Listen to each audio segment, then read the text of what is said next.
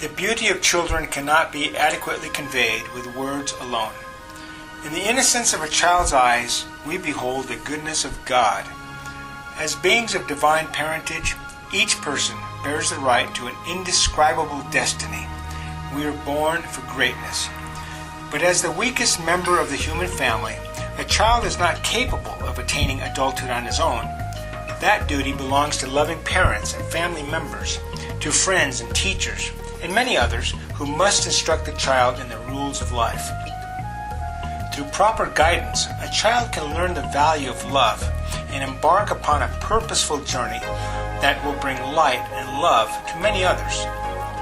The effect of each person on society is as a stone tossed into a pond, with ripple effects that radiate into eternity. Jesus Christ affirmed the celestial nature of children. Forbid not the children to come unto me, for of such is the kingdom of heaven. The welfare of all children is a social concern not limited to responsible parenting. Membership in the human family requires that we cherish one another and that we do all in our power to protect the most vulnerable members of society. Unfortunately, however, the world is not a safe place for many youngsters. It is filled with evil, cruelty, and abuse. Countless children endure harm and victimization. There is urgent need, therefore, for child advocacy that goes beyond the obligations of being a caring parent or a good citizen. While none of us are capable of doing much on our own to affect social progress, together we truly can accomplish great things. Every child is entitled to the blessings of nurture, protection, kindness, hope, and opportunity for advancement. How sad it is when any children are deprived of the elements that can make them the persons they deserve to become. Truly, there is no tragedy greater than that of a wasted life.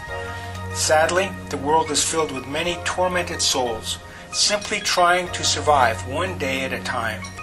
They perish for want of bread in a world filled with a bounty of food and goodness. Many things can impede a child's journey through life. None are so detrimental as poverty. Extreme poverty does more than just cause hunger and misery. It increases the destitution and the desperation that lead to violence and despair. Children do not create the conditions in which they live and are incapable of altering the forces that lead to illness, injury, brutality, and abandonment.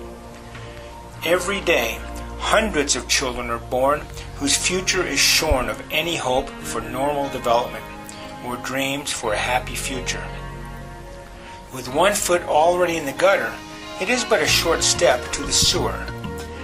Daily survival often necessitates descent into crime. Society therefore condemns and persecutes them. But emotional and spiritual redemption is possible to all children when provided by the bright leadership of hope. Rejection and abandonment must be replaced with acceptance. True brotherhood begins with those individuals who accept this moral responsibility. Each time that society turns its back on the needs of a child in distress, it only contributes to the impairment of another soul. The task is to learn how to apply the Savior's unconditional love more adequately. For inasmuch as ye have done it unto one of the least of these my brethren, ye have done it unto me. The suffering of children is usually overshadowed by other public concerns or amusements that vie for our attention. Nor are people taught how to intercede in behalf of children even when neglect and abuse are clearly evident. It takes courage and determination to be an advocate for children at risk. But while true advocates may be few in number, their influence on the lives of countless children is incredible. Advocates are soldiers on the front line of a war that rages worldwide. The children they serve include refugees, victims of human trafficking, exploited children, child soldiers, and children with mental or physical disabilities who are ostracized and incapable of receiving adequate care. Throughout the developing world, the plight of street children is especially appalling. hundreds of millions of them, many working from a tender age to support their struggling families. Others, juveniles, coping on the mean streets, preyed upon by molesters. The situation for each of these children is too horrible for the sane person to comprehend. These are children who bear deep psychic scars.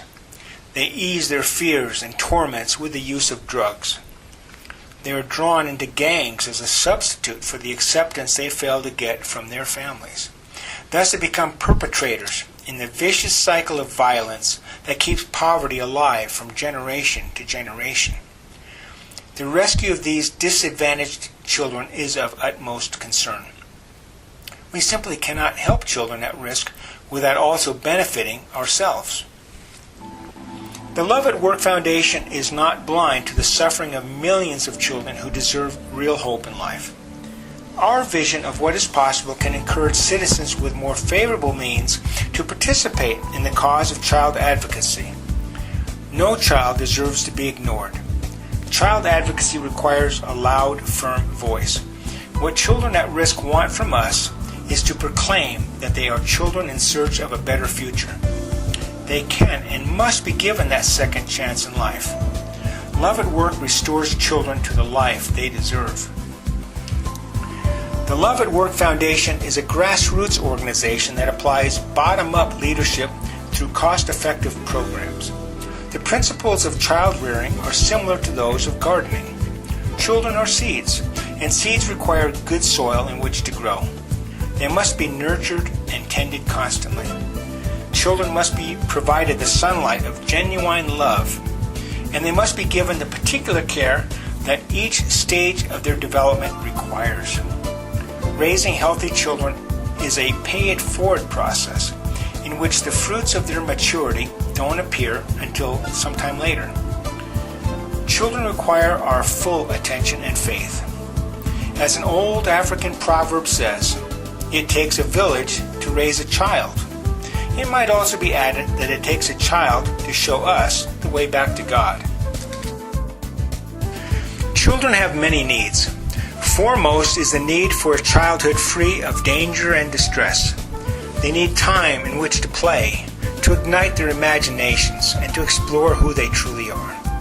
Impoverished adolescents must be taught vital life skills, including proper parenting, and shown how to deal with the challenges of life. When provided with the resources and opportunities necessary for healthy development, most kids thrive, even excel. A child's physical, emotional, and intellectual needs must be provided by a host of institutions and individuals. The role of compassionate advocates, mentors, and volunteers cannot be overstated. Love at Work facilitates the operation of numerous shelters, orphanages, schools, and clinics. More importantly, we collaborate with those on the forefront of child advocacy. These include professionals in many fields, including education, health, social work, business, recreation, and religion. Their expertise equips them to guide untrained individuals. Knowledge, when properly applied, truly is power. Even so, there is no substitute for the influence of humility, empathy, and mercy in enabling otherwise ordinary persons to help the needy. A hero is nothing more than an ordinary person who does extraordinary things. The grace of God's goodness makes all things possible. We become participants in the miracle of changing lives for the better. The misbehavior of children usually owes more to the environment in which they grow than to their natural dispositions. Impoverished communities lack the resources necessary for appropriate parenting and education. Worse, they lack leadership. This problem, while large, is not insurmountable.